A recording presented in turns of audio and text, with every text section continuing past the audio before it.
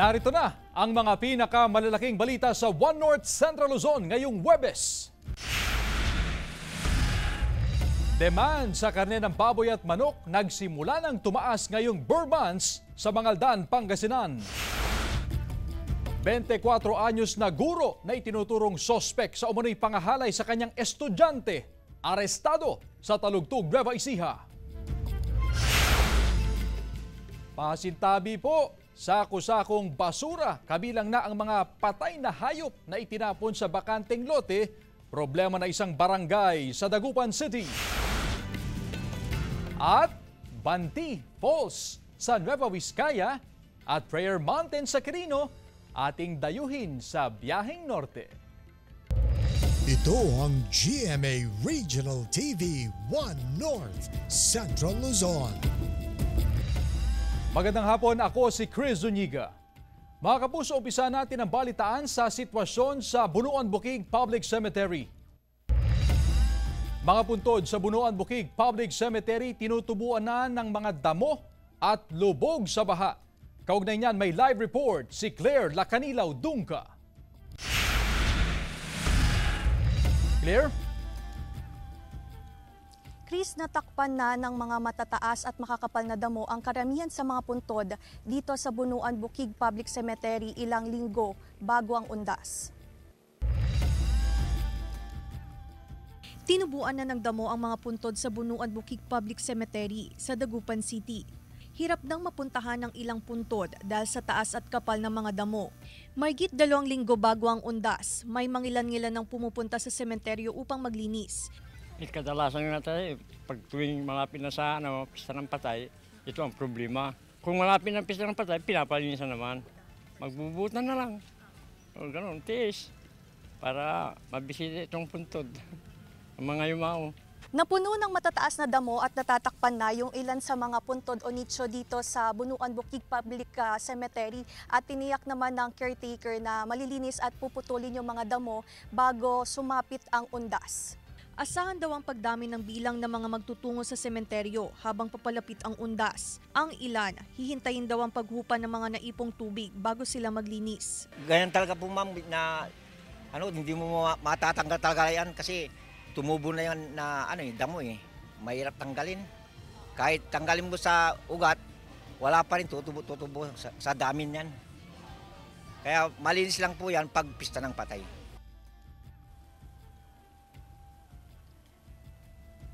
Sa ngayon, Chris, may pangilan-ngilan na rin na bumibisita at nililinis na rin yung mga puntod ng kanilang yumaong mahal sa buhay at kasabay nito, tinatabas na rin yung mga makakapal at mga matataas na damo na nakapalibot sa puntod.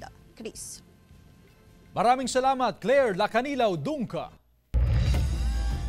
Mga naglalaro ng basketball sa covered court ng isang barangay sa Mangaldan, Pangasinan, nagpupustahan ng hanggang sa 20,000 pesos. Sundan sa ulat ni Jasmine Gabriel Galban. Marami ang dumadayo sa covered court na ito sa barangay Malabago, Mangaldan, Pangasinan upang maglaro ng basketball. Pero pansamantalang ipinagbawal ang paggamit sa covered court matapos madiskubre ng mga opisyal ng barangay na nagpupustahan pala ang mga naglalaro. Umaabot pa nga raw sa 20,000 pesos ang pusta ng mga kabataan. Binawalan po namin yung dahil hindi namin kilala yung ibang baryo, ibang bayan, kaya mamaya pag may gulo hindi namin kontrolado. Matapos ang ilang linggo, muling ipinagamit ang covered court. Pero mahigpit ngayon ang pagbabantay ng mga opisyal ng barangay para walang mangyaring pustahan. Kaya ang sabi ko, bawal dito yan. Sinong nagsabi sa inyo yan? Tinanong ko sila tapos hindi sila umimik. Patapusin nyo yan, uwi na kayo. Kasi po masama po yun na nagkakagulo po yung mga naglalaro po. Napagsabihan na rin ng ilang manlalaro dahil sa hindi pagsunod sa utos ng barangay. Hindi raw mag-aatubili ang mga opisyal ng barangay na i-report sa pulisya ang mga mahuhuli magpupustahan sa larong basketball. Kasama si Ron Alistair Taniedo, Jasmine Gabriel Galban, One North Central Luzon.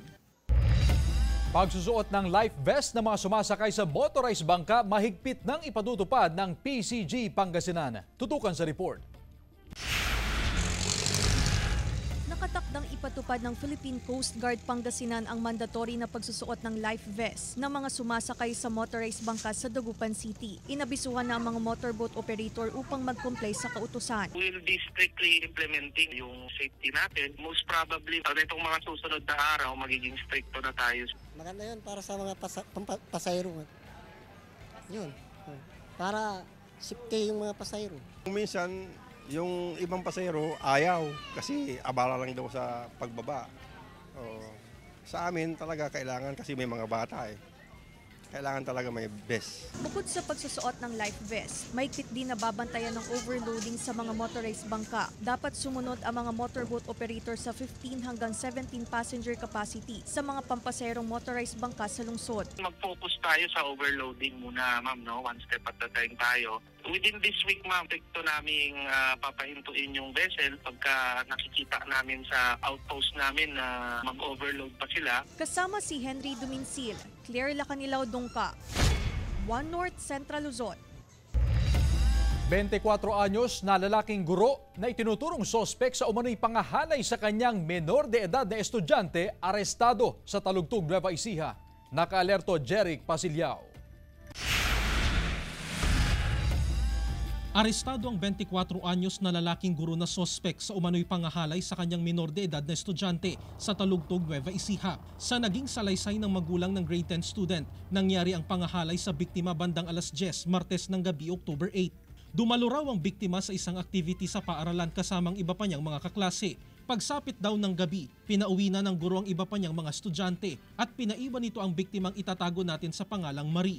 Ang dahilan ng guro, may problema raw sa grades ng biktima at may kailangang ayusin o kumplituhin. Naiwan naman daw ang biktima sa loob ng kanilang classroom at habang nag-uusap ang dalawa, bigla na lamang daw inalis ng guro ang koneksyon ng CCTV camera at pinatay ang mga ilaw. Niyakap at hinalikan daw nito ang biktima kasunod ang sapilitang pangahalay. Pilit umanong nagpumiglas habang nanginginig ang biktima pero nagawa pa rin daw ituloy ng sospek ang pangahalay. Matapos ang pang-aabuso, sinabihan daw ng sospek ang biktima na huwag magsusumbong sa kanyang mga magulang at ibabagsak ito sa kanyang klase. Hindi na po niya nakuhang mag-react ng dahil sa kadahilanan na nanigas ang kanyang katawan dahil sa takot. Nang umuwi sa bahay ang biktima, dumiretso na lamang daw ito sa kanyang kwarto. Ngunit kinabukasan ay napansin na lamang ng mga magulang na iyak ng iyak ang biktima at tila balot ng takot. Kalaunan, umamin daw ang biktima sa kanyang mga magulang tungkol sa nangyari. Dito na dumulog ang mga magulang ng biktima sa PNP upang magreklamo. Agad namang naaresto sa kanyang bahay ang sospek na sinampahan ng kasong statutory rape. Ang ating suspect po ngayon ay naka-detain po dito sa atin sa Talugtog Municipal Police Station at haharapin po niya yung Republic Act 11648 po o yung tinatawag na statutory rape po. Tumanggi nang magbigay ng pahayag ang sospek, maging ang mga magulang at kaanak ng biktima ay tumanggi nang magbigay ng anumang pahayag. Jeric Pasilyao, One North Central Luzon. Multi-million pesos slaughterhouse ng Calasiao, Pangasinan nakatakdang mag-operate sa Nobyembre. May ulat, CJ Turida. 90% nang tapos ang slaughterhouse ng Calasiao, Pangasinan sa Barangay Mancup. Sa bahaging ito, dadalhin ang mga kakatayang hayop at mamamalagi rito ng 6 na oras bago katayin. Sasailalim ang mga ito sa ante-mortem inspection upang matiyak na walang sakit ang mga ito. Sa loob, tapos na ang hogline. Mayroon na ring stunner, scalding bath, at nailatag na rin ang deherring table. May ilan na lang na tinatapos upang makapag-operate na ang slaughterhouse sa susunod na buwan. Umaabot sa 20 million pesos ang pondo ng proyekto. Napakagandang perbilyo po. Yung mga kinakatay po sa labas-labas, dito masisiguro natin na dito napapasok. Nagsagawa na rin ng inspeksyon ng mga kawani ng NMIS. Hinihintay na lang ang ibababang accreditation para sa slaughterhouse. Pag dito kinatay, masisiguro po natin na safe meat po yung karne na mabibili mo dyan sa mga palengke po. Kung pabor sa ilan ang pagkakaroon ng slaughterhouse, mahirap naman daw para sa negosyanteng si Abe dahil sa kakulangan ng supply ng live weight na baboy. Mahirap kasi. Dahil? Siyempre, hanap pa ng baboy. Mabuti kung maraming baboy. Sa ngayon, dress weight ang mga supply na karneng ibinebenta ni Abe. Nanggagaling ang mga ito sa kalapit probinsya ng Tarlac. Samantala, nasa 320 pesos per kilo ang presyo ng karne ng baboy ngayon sa palengke ng Calasiao. Bumaba raw ang presyo dahil mababa rin ang bigay ng supplier. Kasama si Daryl Peralta, CJ Torida, One North, Central Luzon.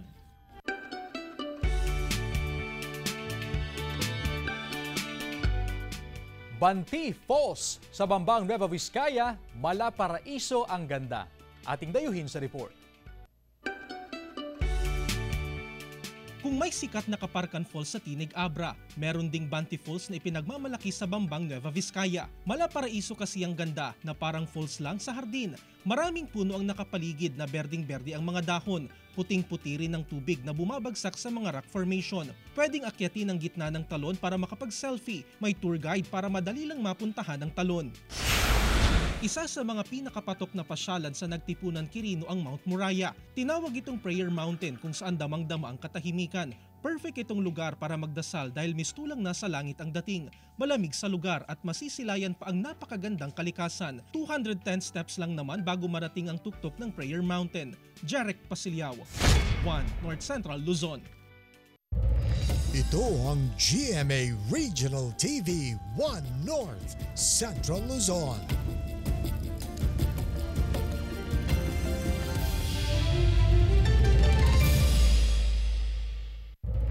Ito ang GMA Regional TV 1 North Central Luzon. Serbisyong pangkalusugan sa Kalasyaw, Pangasinan inaasahang lalakas pa sa ipatatayong Super Health Center sa Barangay Dinilawan. Silipin sa report. Isinagawa kaninang umaga ang groundbreaking ceremony ng ipatatayong Super Health Center sa Barangay Dinalawan, Kalasyaw, Pangasinan. Ipatatayo ito sa 1,000 square meters na lupain na donasyon ng pamilya Desena. Ang proyekto ay pinunduhan ng 10 milyong piso mula sa Health Facility Enhancement Program ng DOH. To provide quality health care and improve the access for health services. Uumpisahan na ang proyekto sa mga susunod na araw at inaasahang matatapos sa loob ng 6 na buwan. Palalakasin nito ang serbisyong pangkalusugan na hatid ng lokal na pamahalaan. Pag matapos na, meron na siyang ultrasound, x-ray, and ECG. Aside from yung mga naibibigay naming programs sa RH1 and RH2. Ikinatuwa ng mga opisyal at residente ng barangay ang pagpapatayo ng Super Health Center. Bukod sa Barangay Dinalawan, masiserbisyuhan din ang iba pang kalapit na barangay. Ang rural health na ito ay magiging susi sa amin para maiwasan namin yung mga iba't ibang sakit dito sa aming barangay. Hindi na kami pupunta sa malayong lugar, andito na sa amin. Maglalakad na lang kami para hindi kami mahirapan. Kasama si Daryl Peralta, CJ Torida, One North Central Luzon. Samantala, demand sa karne ng baboy at manok nagsimula ng tumaas ngayong Burmonths sa Mangaldan, Pangasinan. Tutukan sa report. Mula sa 50 kabuuang bilang ng baboy, baka at kalabaw na kinakatay sa Mangaldan Slaughterhouse araw-araw, umaabot na ito ngayon sa halos 100 piraso. Sa monitoring ng Slaughterhouse Division, nagsimula ng tumaas ang demand sa karne ngayong Burmonths. Mataas na rin po yan. Kumpara doon sa last na nung mga nakarang buwan na 50 to 60. Kasabay ng mataas na demand, tumaas na rin ang presyo ng live weight na baboy. Mula sa dating 160 pesos per kilo, umakyat na ngayon sa 175 hanggang 180 pesos per kilo. Sa kabila nito, hindi pa nagtataas ng presyo ang mga negosyante dahil sa umiiral na standard meat price sa pamilihang bayan. Maraming supply ngayon, hindi kagaya ng nakarang taon na wala talaga. Ngayon medyo mababa. Matatas ng konti meron. Pero umaasa ang mga consumer na bababa pa ang presyo ng karne ng baboy at manok ngayong Burmonths. Medyo babay da isat ya. Pas mo, ma'am. Mong ni nababani mo yan ko mo na ha. Kasi siyempre si kami sumasali kami. Sa ngayon, nasa 190 hanggang 200 pesos ang kada kilo ng karne ng manok, habang nasa 300 hanggang 320 pesos per kilo ang karne ng baboy. Kasama si Ron Alistair Taniedo, Jasmine Gabriel Gulban, One North Central Luzon. Nagsagawa ng inspeksyon ng City Environment and Parks Management Office o CEPMO sa drainage canal ng Maharlika Livelihood Complex sa Baguio City. Kasunod dito ng mga reklamo sa mabahong amoy na nagmumula sa kanal. Agad nagsagawa ng investigasyon ang lokal na pamahalaan. Nagsagawa ng dye test ang LGU para malaman ang pinagmumulan ng problema. Tuloy-tuloy ang gagawing monitoring ng LGU sa lugar para matiyak na masosolusyonan ang problema. Cloud seeding patuloy na isinasagawa ng NIA Upriis at Philippine Air Force para matiyak ang sapat na supply ng tubig sa Pantabangan Dam. Naritong report.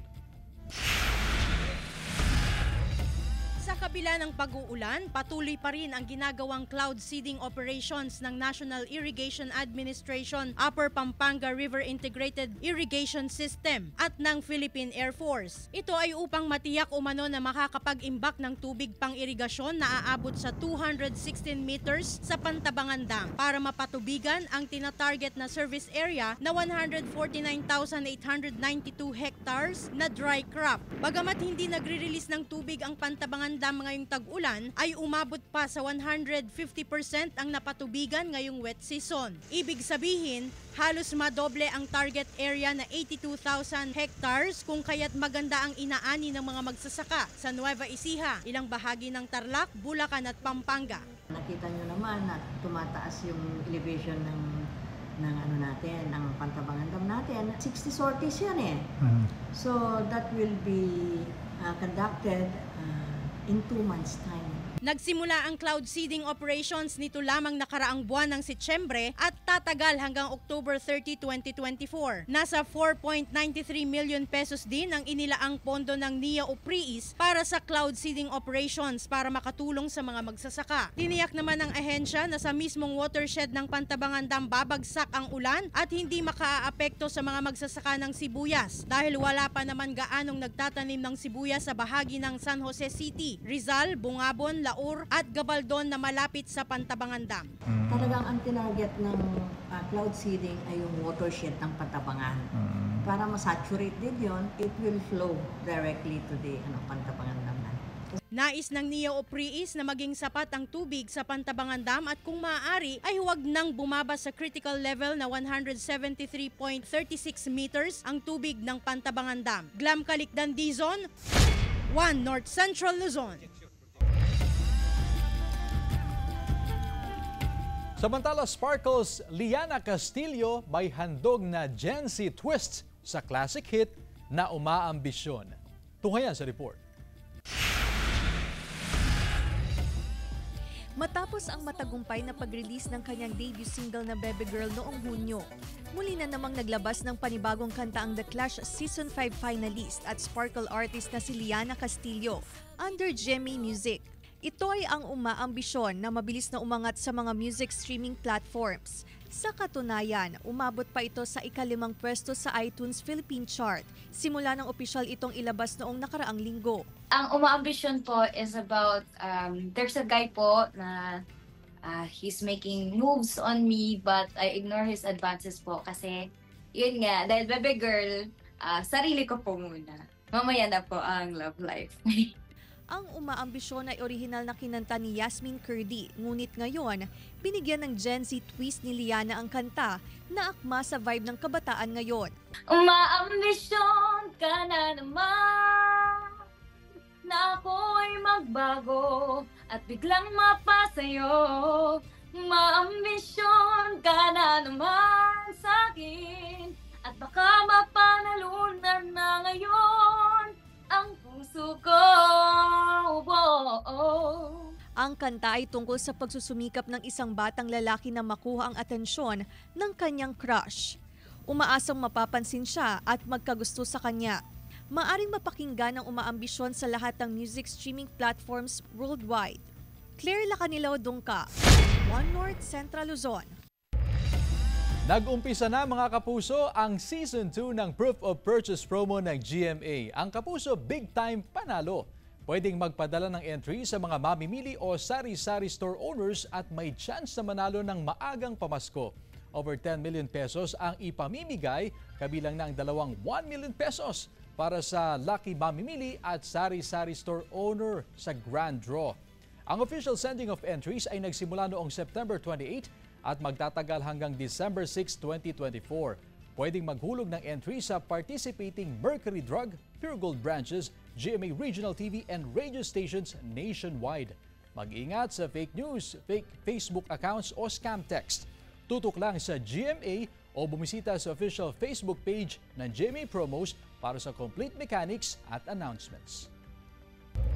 Ito ang GMA Regional TV 1 North Central Luzon.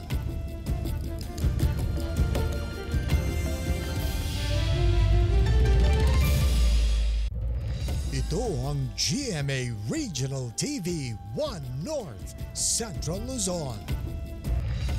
Pasintabi po mga kapuso, sako-sakong basura kabilang na ang mga patay na hayop na itinapon sa bakanteng lote. Problema ng isang barangay sa Dagupan City. Tutukan sa report.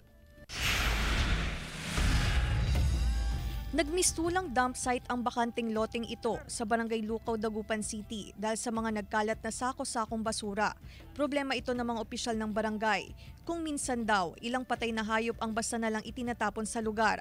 Apektado ang mga residente at ilang dumadaan na motorista dahil sa masangsang na amoy na dulot ng mga basurang itinatapon sa lugar.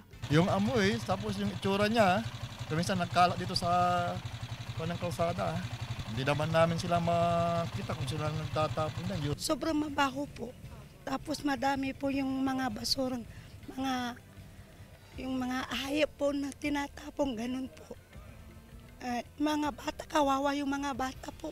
Hirap daw ang mga opisyal ng barangay na matukoy kung sino ang mga nagtatapon ng basura roon dahil sa kakulangan ng CCTV camera. Araw-araw na nagsasagawa ng clean-up drive sa barangay. Araw-araw kaming naglilinis dito po. Ang koleksyon namin araw-araw. Pagkalinis namin, kinabukasan, gabi, mayroon na naman yan. Nag-i-implement din kami ng no segregation, no collection policy. Maharap sa kaukulang parusa ang sino mang mahuli na nagtatapon ng basura sa lugar. Sana kung sino man yung nagtatapon dito sa may Tambumpin, Bugdos, araw-araw naming nililinis. Kaso makikiusap na lang kami sa inyo. Kasama si Henry Dominsil, Claire Lacanilaw Dungka, 1 North Central Luzon. Halos 100 estudyante ng Mangaldan National High School sasailalim sa 1 week na remedial class dahil sa incomplete grades. Narito ang report. Nakatakda ang card day sa Mangaldan National High School bukas, October 18. Nababahala ang pamunuan ng MNHS dahil sa mga learner na incomplete ang grado sa unang quarter ng school year 2024-2025. Halos 100 estudyante ang may markang incomplete grade.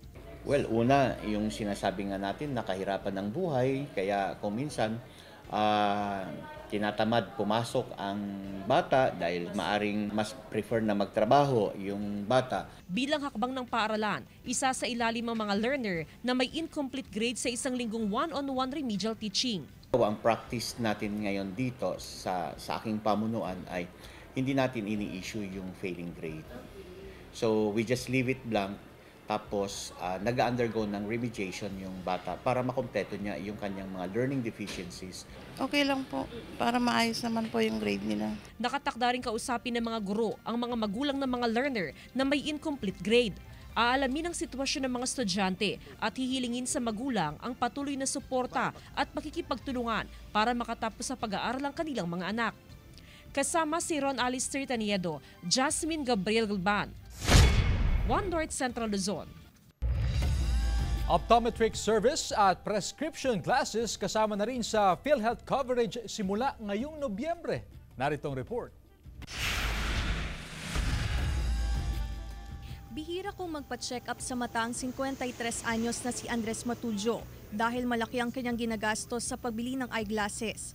Nakararanas siya ng myopia o nearsightedness. Pero simula sa Nobyembre, isasama ng optometric service at prescription glasses sa coverage ng PhilHealth. Base ito sa anunsyo ni PhilHealth Executive Vice President Eli Dino Santos sa isang Senate hearing nitong October 2. Malaking tulong din ito na maisulong ang eye care dahil karamihan sa mga Pilipino nakararanas ng problema o sakit sa mata. Malaking tulong sa amin mga may sa mata, may diferensya. Maganda yun kung para palaging check up na lang. Kung mayroon kang nararamdaman, check up na para hindi mo natitiisin. Maging ang ilang senior citizen na may problema sa mata, laking ginhawa raw sa gastusin na isasama na sa PhilHealth coverage ang optometric services at prescription glasses. Kailangan din natin yun, di ba? Kailangan talaga ng check-up every 3 months or 6 months, di ba? Yun, lalo na pag tumatanda, nandyan na yung sakit na cataract. Tumanggi munang magbigay ng iba pang detalye ang PhilHealth Regional Office 1 dahil hinihintay pa lang ang kautusan mula sa Central Office. Kasama si Henry Duminsil, Claire Lacanilaw Dungka, One North Central Luzon. Samantala mga pulis, maagang nagsagawa ng inspeksyon sa iba't ibang sementeryo sa Calasiao, Pangasinan. Sundan sa report. Mahigit 2 linggo bago ang undas, nag-ikot ang mga pulis sa iba't ibang sementeryo sa Calasiao, Pangasinan. Pinaalalahanan ang mga tao sa mga dapat at di dapat gawin sa kanilang pagbisita sa sementeryo. Bawat sulok ng libingan pinuntahan ng mga otoridad upang matiyak ang kaligtasan ng mga magpupunta sa lugar. Yung mga paligid hindi pa masyadong malinis po yung mga lugar, saka makipot po. Nakikita po natin yung mga daanan, makipot, may mga nakaharang. Kaya yun po ang pagtutunan natin ng pansin. 3 hanggang 4,000 katao ang inaasahang dadagsa sa mga sementeryo sa Calasiao sa darating na undas. Pero nagpaalala ang pulisya na kung maaari, agahan ng bumisita para makaiwas sa siksikan. Na sila po'y mag-ingat, maging mapagmasid. Sumunod po tayo sa mga rules and regulation po. Tulad ni Mildred na nagpunta na kanina sa sementeryo upang maglinis sa puntod ng kanyang yumaong lolo at lola. Maaga po para makalinis pa kami. Yes sir, meron naman na po kaming nalinisan, may dumalaw na. Tiniyak ng PNP ang kanilang kahandaan at sapat na puwersa para sa undas. Bawal po tayong magdala ng mga deadly weapon po. Bawal rin po tayong magdala ng mga alak po na iinumin. Kasama si Daryl Peralta, CJ Torida, One North Central Luzon. Nasa 1,500 naman ng mga residente sa bayan ng Guimba, Nueva Ecija ang nakinabang sa 29 pesos per kilo na BBM rice sa binuksang kadiwa ng Pangulo sa Division 6 ng National Irrigation Administration, Upper Pampanga River Integrated Irrigation System. Nasa 13 Farmers and Irrigators Association ang nakiisa sa aktibidad at dinala ang kanilang mga produkto tulad ng gulay, karne, bigas at iba pang mga ani sa bukid. Hiling naman ng mga residente na sana'y magtuloy-tuloy ang ganitong programa upang makabili ng mga murang produkto.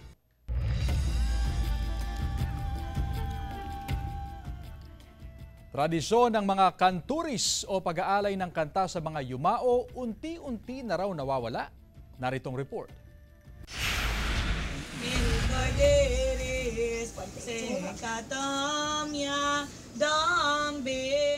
Hindi pangkaraniwang dasal ang inaalay sa puntod ng mga namayapa, kundi sa isang kantang dasal idinadaan ni Teresita ang panalangin niya para sa mga yumao. Ang ganitong tradisyon ay kilala sa tawag na kanturis o singer of the dead sa Ingles. Ang tradisyon na ito ay minanapa raw ni Teresita sa kanyang mga ninuno. Subalit kasabay raw ng mabilis na pagbabago ng panahon, tila unti-unti na rin umanong na ibabaon sa limot ang ganitong tradisyon tuwing undas. Sa katunayan, mangilan-ngilan na lamang daw ang gumagawa nito. Katawan ni Jesucristo, Diyos Espiritu Santo. Ayon kay Teresita, umaabot sa 100 hanggang 200 pesos ang singil sa pamilya ng mga nais magpakanturi sa kanilang mga yumao. Kami lang po yung natitira mga, siguro kung hindi ako nagkakamali, mga 20 na po kami dito. Yung may mga may mga young na gusto ding mag-aral. Tuloy-tuloy yung tradisyon na hindi naman mapuputol basta-basta kasi hanggat may nagpapadasal, may nagdadasal. Bagamat maituturing na dying culture ang kanturis, may ilan pa ring nagpapadasal sa kanilang mga mahal sa buhay sa paniniwalang mas mailalapit ang kaluluwa ng mga yumao sa Diyos. Mangilan-ngilan, pero dito talaga sa San Carlos, tuwing inaalala namin yung sa probinsya namin yung kamatayan ng aming magulang, tuwing anong araw sila namatay, maghanda ka, ganun. Tapos ito, padadasalan mo. Tanggap naman ng simbahang Katolika ang ganitong serbisyo na inaalok ng mga kanturis. Sa katunayan, ang ibang dasal ay dinadaan naman daw sa pag-awit. Kadalasan yung mga dinadasal nila, yun yung mga sa basic prayers ng ating pananampalataya sa simbahan. Kadalasan ang una nilang ginagawa, nagdarasal ng rosaryo, at kadalasan nilang binabanggit sa panalangin nila na sana yung mahal na yumao ay nasa piling na ng Diyos. Kasama si Ron Alistair Tanyedo, Jarek Pasilyao, One North Central Luzon. Mga kapuso, 69 days na lang. Pasko na. Samantala, mapapanood niyo po ang episode na ito at iba pang pinakahuling lokal na balita sa official website ng GMA Regional TV, www.gmaregionaltv.com. Pwede rin kayong bumisita sa aming official YouTube channel, GMA Regional TV at i-click ang subscribe button para sa pinaka-mainit na balita mula sa mga rehiyon. Nais din naming pasalamatan ang mga kapuso sa Hilaga at Gitnang Luzon, maging ang mga kapuso natin abroad. Dahil sa GMA Regional TV, local news matters. At yan ang mga pinakamalaki at pinakahuling balita sa Hilaga at Gitnang Luzon. Maraming salamat sa pagsama sa amin pati na ang mga kapuso sa ibang bansa na tumutok sa mga balita sa rehiyon. Ako po si Chris Zuniga. Kami ang GMA Regional TV, One North Central Luzon, buong puwersa para sa mas malaking misyon at mas malawak na paglilingkod sa bayan.